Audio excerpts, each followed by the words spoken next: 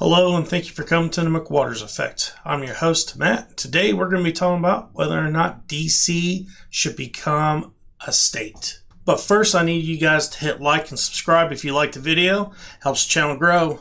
Now let's get on with the show. Now here's the first story. Calls for DC statehood reignites following Capitol insurrection. The fight for the 51st state explained. I don't really need a whole lot of explanation on it. Democrats wanted to become a 51st state because they'll get 2 extra senators from their Democrats and a congressman that's a Democrat. They already have electoral votes, so they don't need it for that. But it'd give them a better chance of running the Senate and staying in power in the House as well. Their argument is Washington, D.C. has 700,000 people. That's more people that's in Vermont or Wyoming, and those two are states. Well, the thing is, there's a big difference between Washington, D.C. and Vermont or Wyoming. First thing, Wyoming takes about half a day to get through, and Vermont takes about 3 hours to get through. D.C. is about a 10-mile area, and there's 700,000 people there. Okay, there's 8 million people in New York City. Now, you don't see Democrats advocating for New York City to become its own state. And the reason is if you take away New York City away from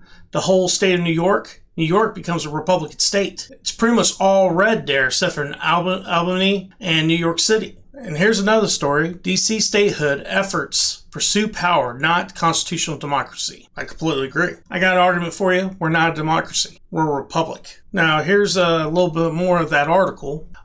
Here's one argument in it. Pushing forth statehood is merely about securing Democratic Party strongholds in Congress rather than securing democratic autonomy or home rule for D.C. residents. That's 100% correct. The only reason they want to do this is to get those 2 senators. That's the only reason they want to do it. Now, James Madison wrote a Federalist paper, number 43, citing why he believes D.C. should never become a state. And there was a situation that happened after the Revolution War in Philadelphia in June 1783 at the Continental Congress, where several hundred war veterans showed up.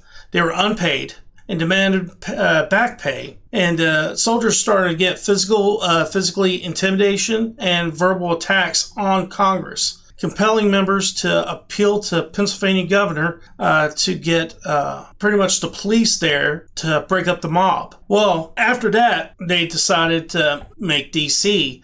and were the ones to be controlling the police departments, and law enforcement would be the Senate and the House. Like perfect examples, the Capitol Police. Who controls the Capitol Police? Nancy Pelosi, the head of the House. The head of the Senate also has some control over them as well. Now, and so does the president.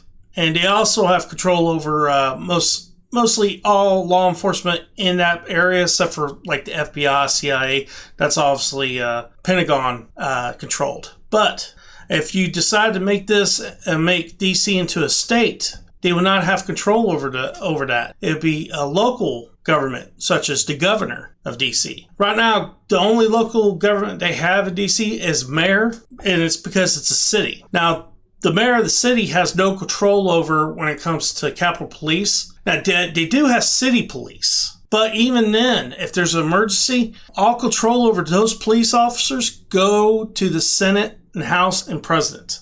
So at that point, the congressmen aren't in the hands of a governor. They're in their own hands. Now, some people might not know who James Madison is. He's the 4th president of the United States. He also was one of the founding fathers of the United States, and he helped write the Constitution and the Declaration of Independence and the Bill of Rights.